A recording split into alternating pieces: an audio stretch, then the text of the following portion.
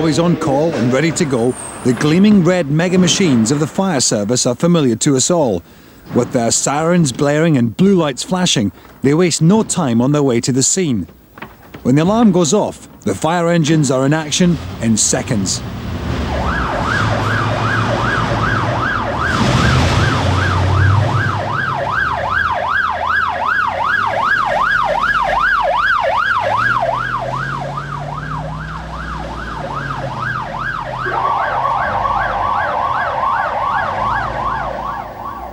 Firefighters must always be on red alert, and they must test their equipment regularly. Practice is really important, and here at Leicester, fire drill plays a major part in normal day-to-day duties between real emergencies.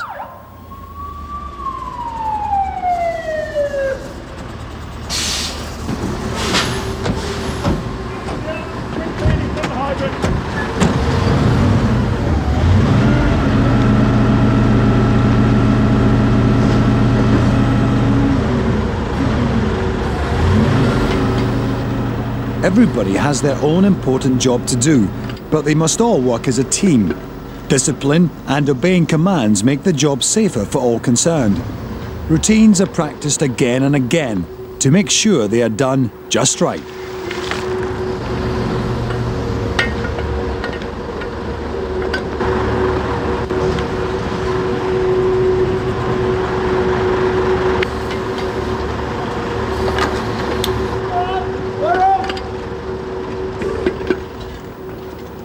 Much of the machinery used today is high-tech equipment.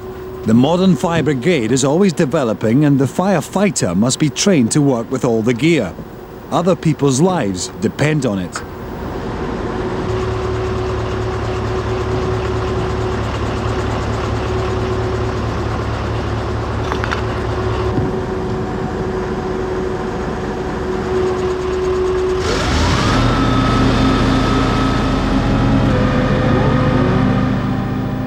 The ground crew may be behind you, you may be strapped in, you know your job through years of experience, but it still takes a lot of nerve and a good head for height to work at the top of a turntable ladder.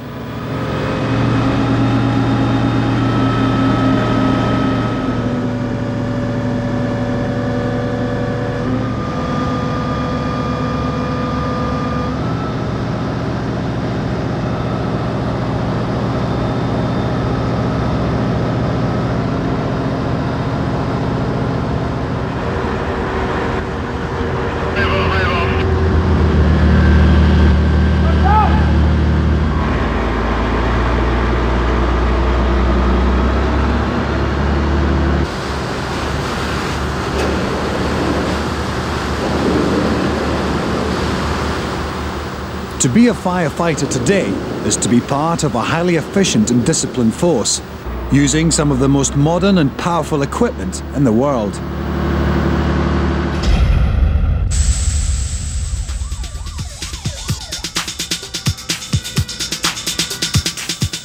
Rescue skills must be kept at top level with constant training and practice.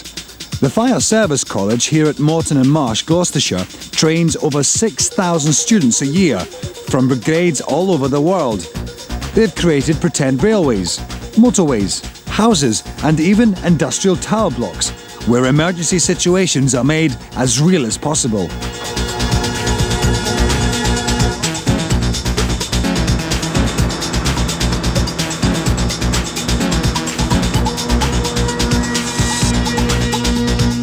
They have 32 tenders here, including many makes and designs of the most commonly used fire and rescue vehicle, the pump engine. They may be made by several different companies, and they may look different from the front, but they all do the same job.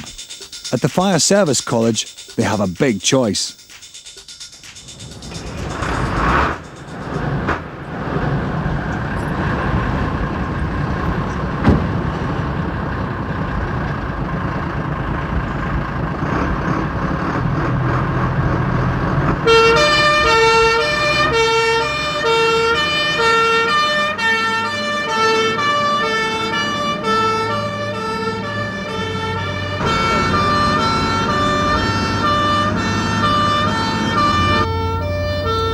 The pump engine is the workhorse of the service.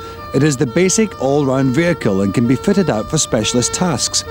This appliance is most generally used as a water tender ladder rescue vehicle, but rather like a Swiss Army knife, when you open up the sides, there are tools for all incidents. They carry 3 types of ladder. The longest is 13.5 metres. It comes in 3 sections and needs 4 men to use it. The crew includes a driver, the commander, and between 2 and 4 firefighters. This Leyland Carmichael 180 Turbo carries 1,800 litres of water and can go at 145 kilometres an hour. Every time the brigade is called out, the chances are you'll see one of the many makes of pump engine racing to the scene.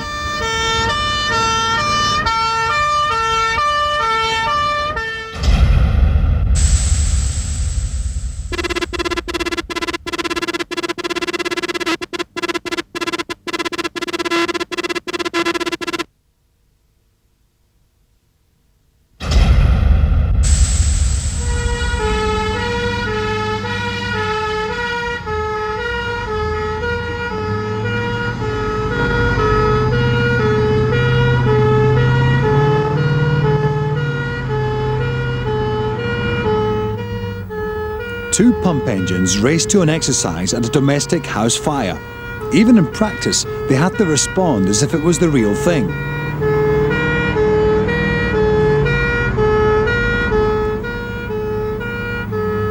There's no traffic here, but on real roads the driver has to be very careful of other vehicles and can only cross red traffic lights by looking first.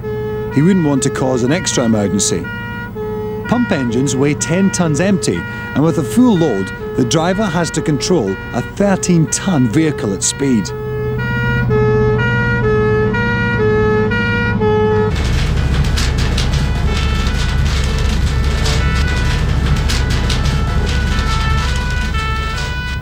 Moreton is the one place where in practice the flames are real. Everything is just as it would be in a 999 call. It's got to be the best way of preparing for a real emergency. Here, the commander is the man in the white helmet. Bill, get your crew ladder off, see to that casualty up there. We'll get some BA men in. Right, okay. Okay. Right, you'll come back, Jerry.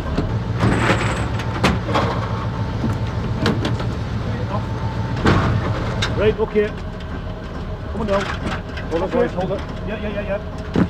Okay.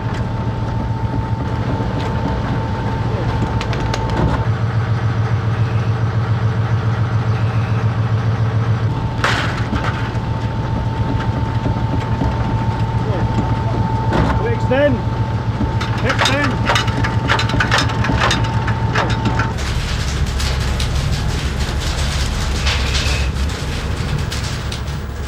Teamwork is essential because conditions at an incident will be dangerous, hot, smoky and dark, and any person caught inside will be frightened.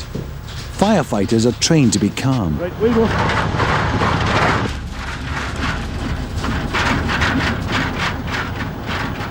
Fires can start on the ground floor and sometimes people can be trapped upstairs. So while the flames are being fought, the rescuers must get up there as fast as they can.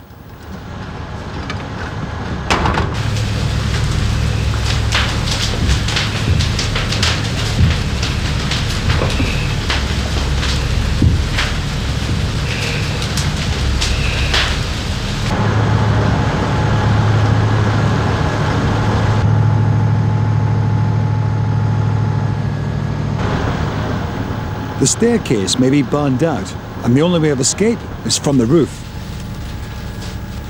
Firefighters need to be fit because in a roof rescue, they may have to use the famous fireman's lift.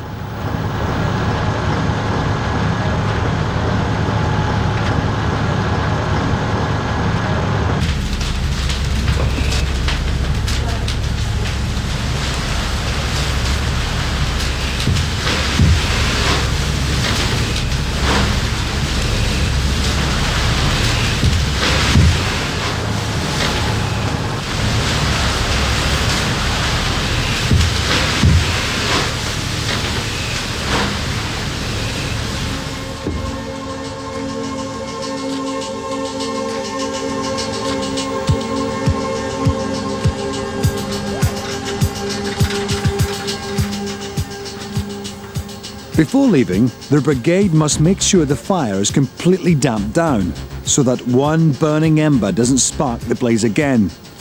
All the gear must be put back in exactly the right place, ready for the next emergency.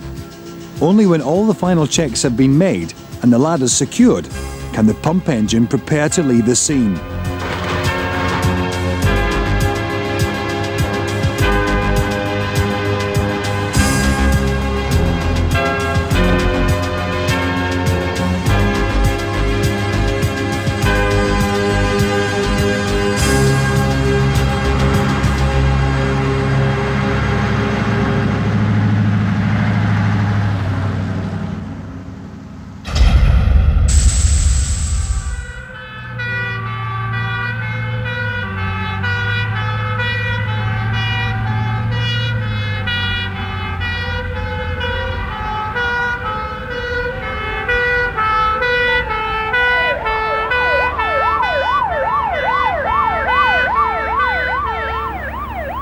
As well as putting out fires, the pump engine is used for all types of rescue. Nowadays, they are called out to nearly as many road traffic accidents as fires. The crew needs to be trained for all sorts of emergency, and here at Moreton, they can learn their skills away from the actual roads and screaming traffic. To keep the atmosphere tense, they still use lights, sirens, and real cars. 2 pump engines and their crews must help any passengers trapped in the tangled metalwork. Will the doors open? No, locked. Your side? No, locked. One there, one there. Same the other side. Okay, Steve, break the screen in. Okay, good.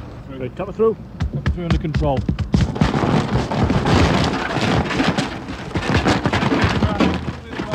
Frame as well. Right, let's have a long spine board in. Right, when he comes back, just support him, put the spine board across here, and then we can put Graham onto it. Just support this end. Graham, shove your helmet in. Let's get you in around our casualty as soon as we can. Okay, get your head down. Slide him in. Alright. The casualties may be dummies, but the firefighters treat them just as they would a real person. Okay, ease him back up into an eyes forward position. Let's have the windows down, take the front screen out. Steve.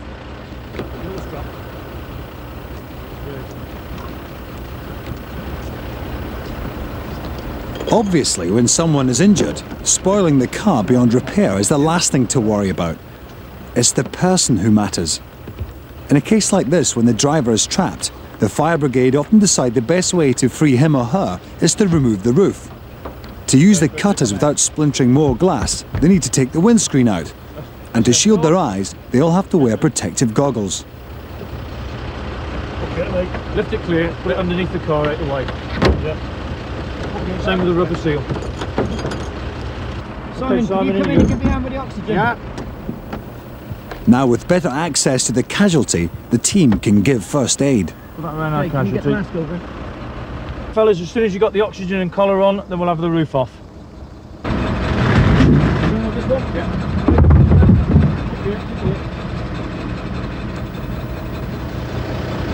have the spreaders next. Yeah. Spreaders as well, and large Jenny. These hydraulic pincers can cut through metal like a can opener, and they are powered by a portable generator, another vital piece of equipment carried on the RTA tenders. We'll get the casualty shield in. Right, shield in. Okay, Steve. Cut low on the pillar. Okay, when we've done this pillar, work your way anti-clockwise round the car and end up with the last 2 cuts close to the casualty. Next comes the roof. The rescuers must obviously try to be as quick as possible, but they mustn't rush and cut corners. Okay. Low on the B pillar. The power's there, that's the main thing.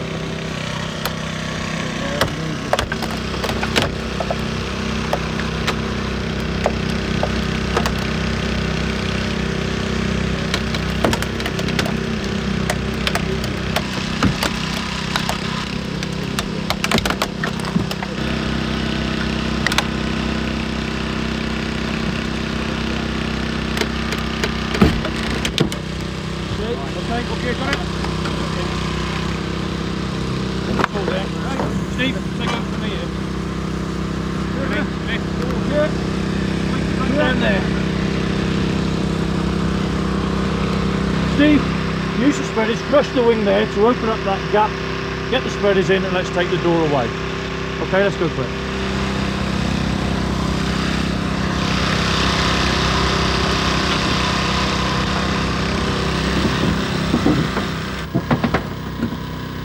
Pinching the front wing like this makes it easier to get at the door hinges.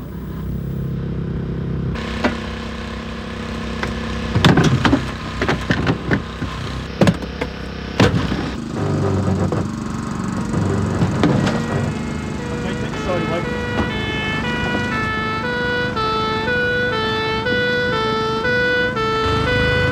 Okay, Steve. That's good. Keep it going.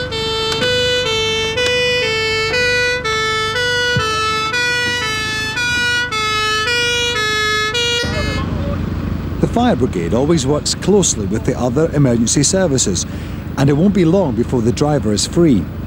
On a genuine motorway incident, both the pump engines and the ambulances would try to park so that they don't get in the way. In order to keep the traffic flowing freely, where possible, they keep at least one lane open.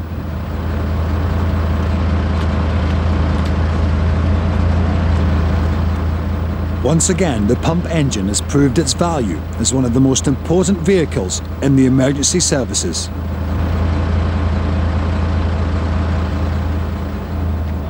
Before leaving the scene, the fireman will tidy up broken glass and put sand on any oil spills to stop another accident happening, while other services will remove the smashed cars.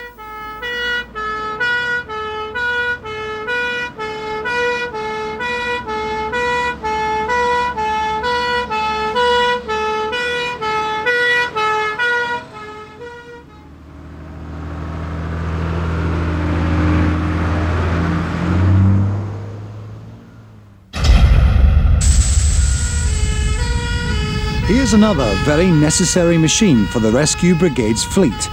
The Chemical Incident Unit may not look much, but it holds special equipment for dealing with situations where there is danger of acid or poison polluting the water, ground, or air.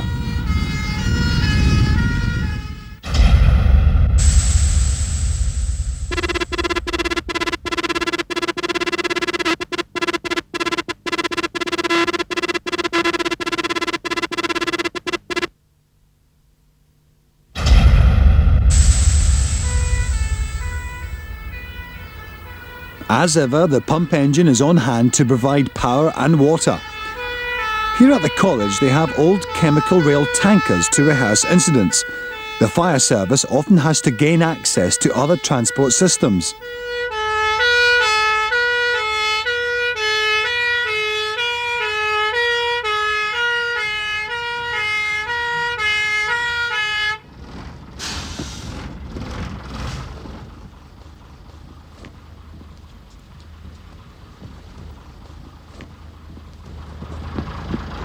Shower set up, Jim, 2BA. Right. Okay, 2BA shower.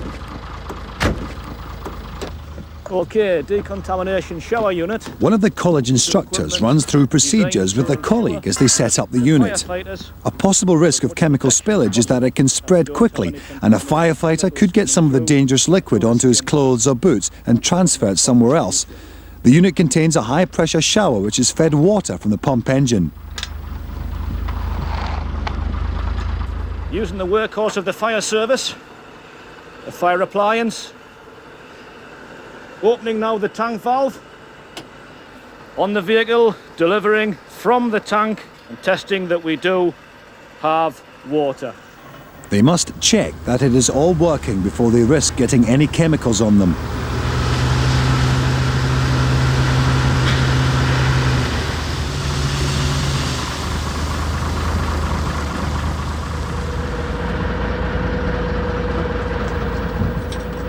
The team must wear full protective clothing and be safe from both liquids or any poisonous gases that may be leaking. These suits aren't easy to get into, and to make sure they are fully sealed in, the firefighters help each other dress. Oxygen masks are standard, as the suits are airtight. The end result is just like a spacesuit.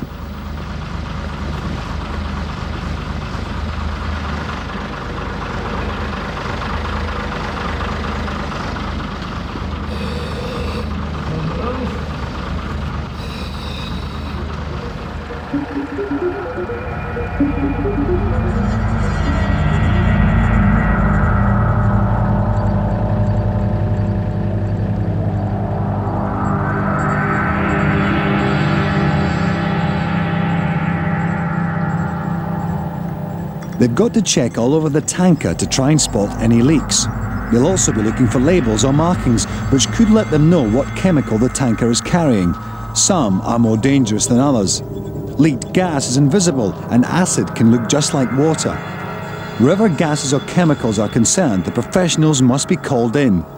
Very often the danger turns out to be small, but the emergency services can never be too careful.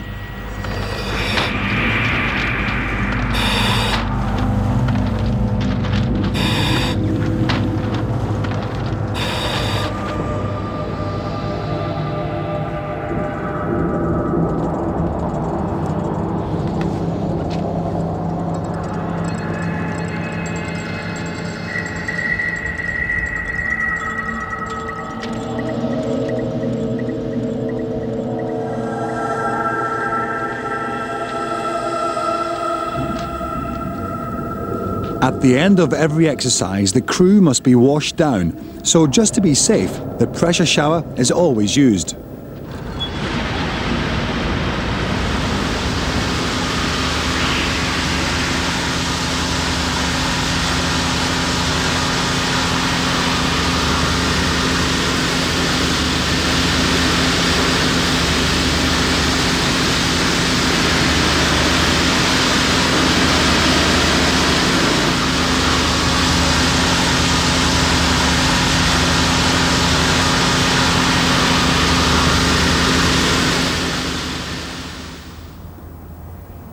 The Chemical Incident Unit is packed with really modern equipment to deal with today's pollution problems.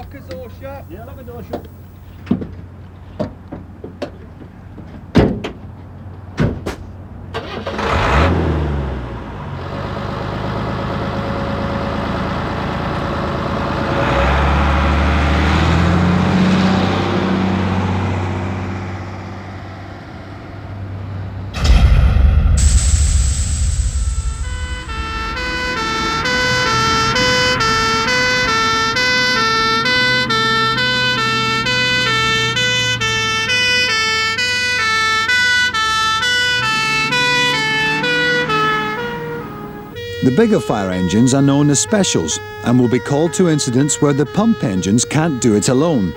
Several companies which convert vehicles make specials as well as pump engines. Carmichael is one of the best known. All these mega machines are based on an ordinary lorry with the cabins and lockers specially designed. The turntable ladder is hydraulically powered and when parked can turn 360 degrees and extend to over 30 meters.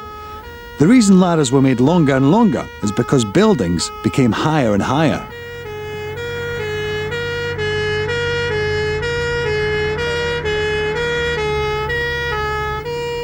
Their main job is for rescue. There is a hose which runs up the side, but water is heavy and the ladders, being made of strong but light aluminium, can be a bit unsteady at the top.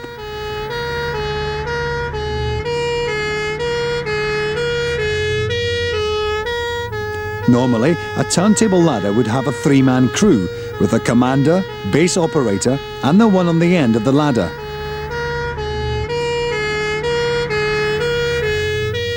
If you were high up on the balcony of a burning building, you'd certainly be glad when one of these turned up.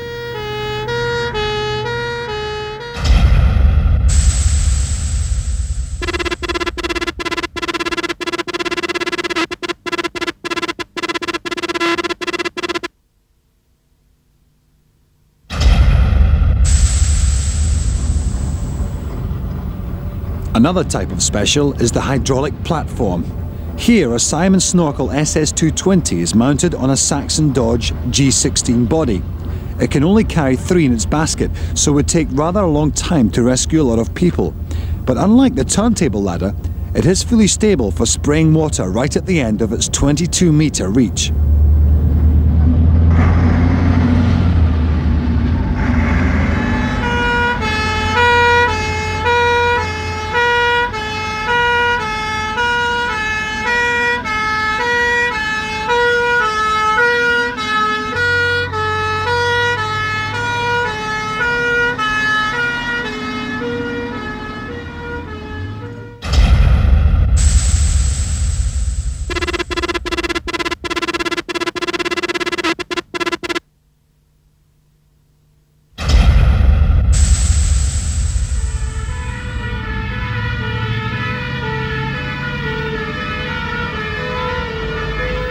Exercises at Moreton can start some way away from the incident.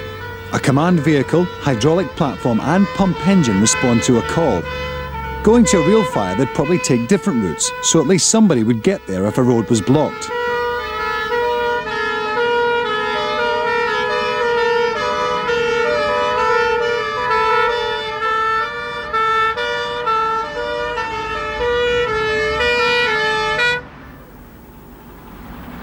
This drill needs the platform for an emergency at the industrial tower block.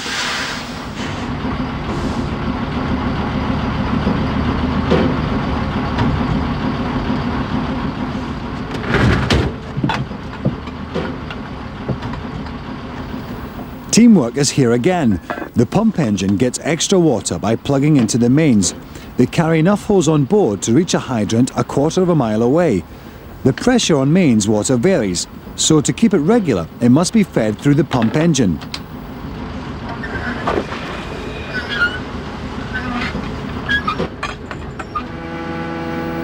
So that it is really stable at the top, the platform has special legs which pop out at the side. This makes the base wider and stops any chance of toppling over, even on very windy days.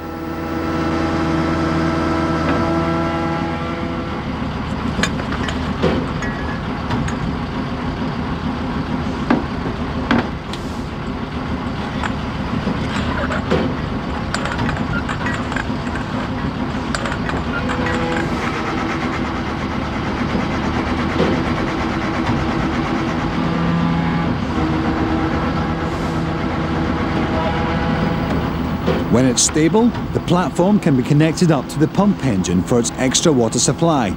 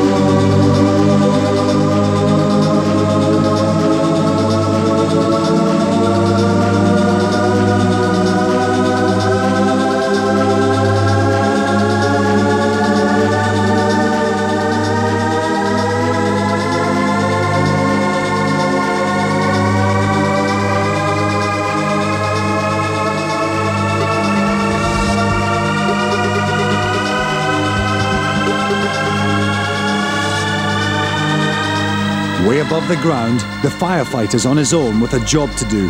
As the saying goes, it's tough at the top.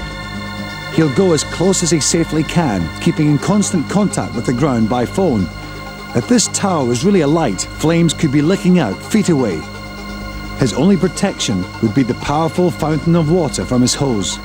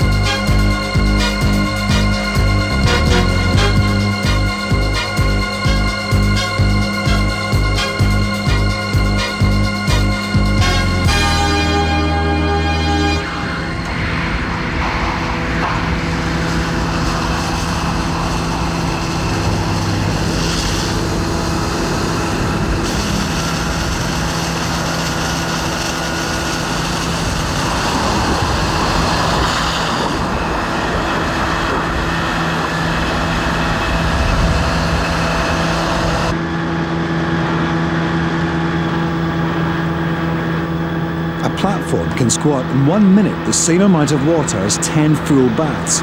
But this jet must be controlled because the power could damage the inside as much as the fire. The platform even has a drenching system of its own to make sure it doesn't get too hot near the fire.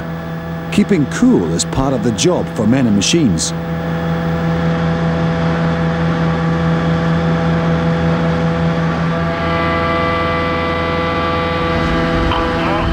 Roger, I'm going to track rate and then bring it down to the ground, okay? Roger.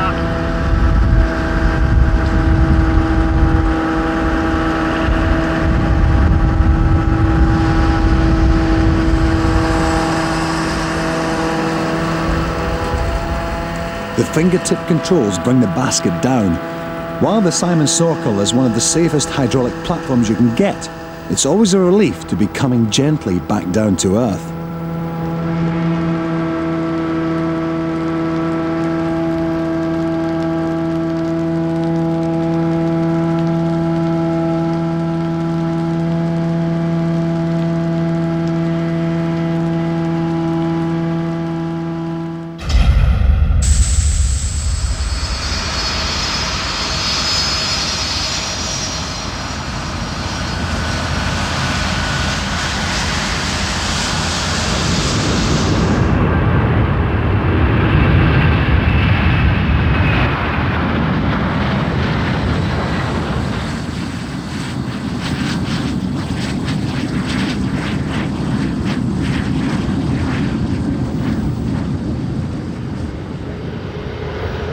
London's Heathrow is the busiest international airport in the world.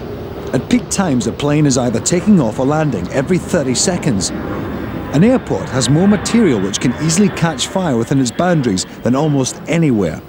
Fire protection is really important, so they have some fantastic fire engines here.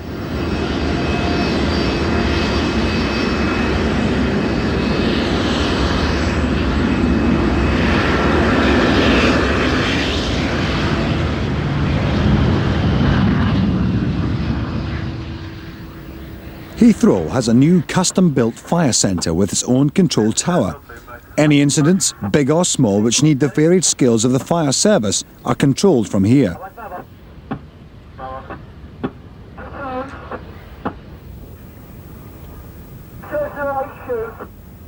Luckily, actual plane crashes are very rare, but firefighters use extremely realistic practice drills. For exercise, Trident aircraft, starboard engine when alight.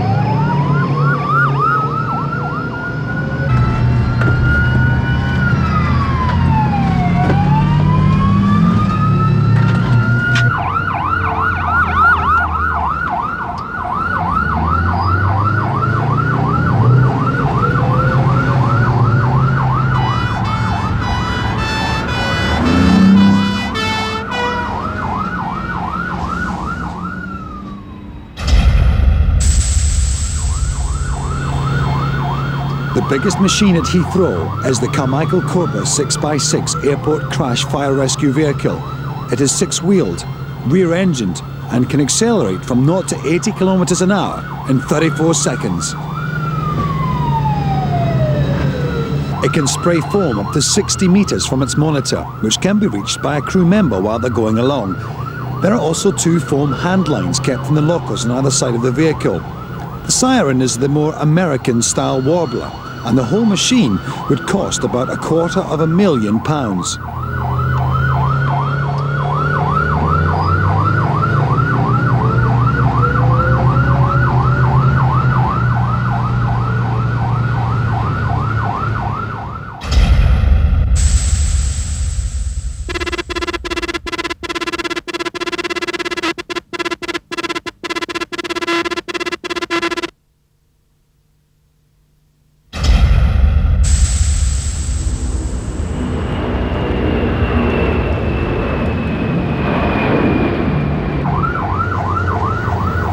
If they were attending a real crash, the airport firefighters have permission to cross the runways, with both the tower and driver keeping a sharp lookout for planes. Within the airport perimeter, the fire services must reach any incident in under 3 minutes.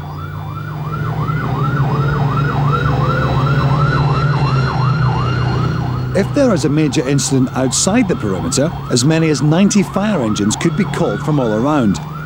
Air crashes are always extremely dangerous because planes are full of fuel, and there needs a mega machine to tackle a fire like this.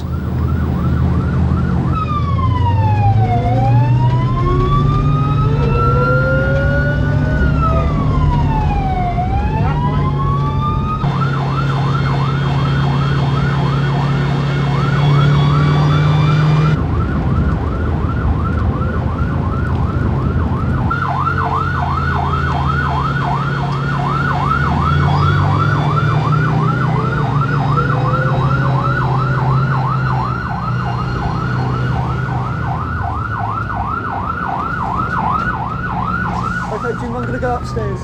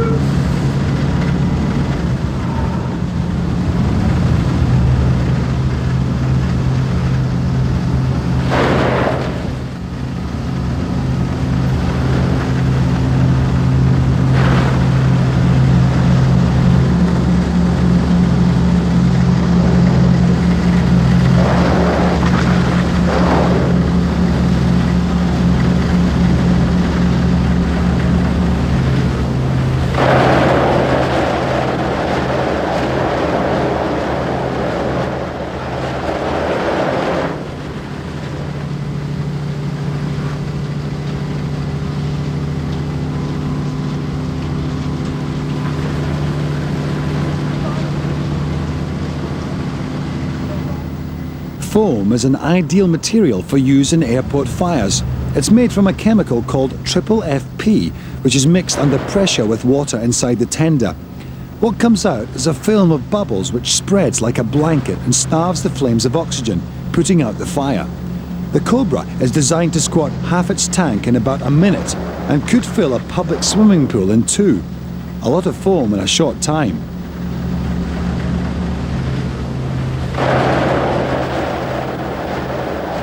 The steaming bodywork still needs the final flushes of foam to dampen the debris. When it's all over, the bubbles will drain harmlessly away.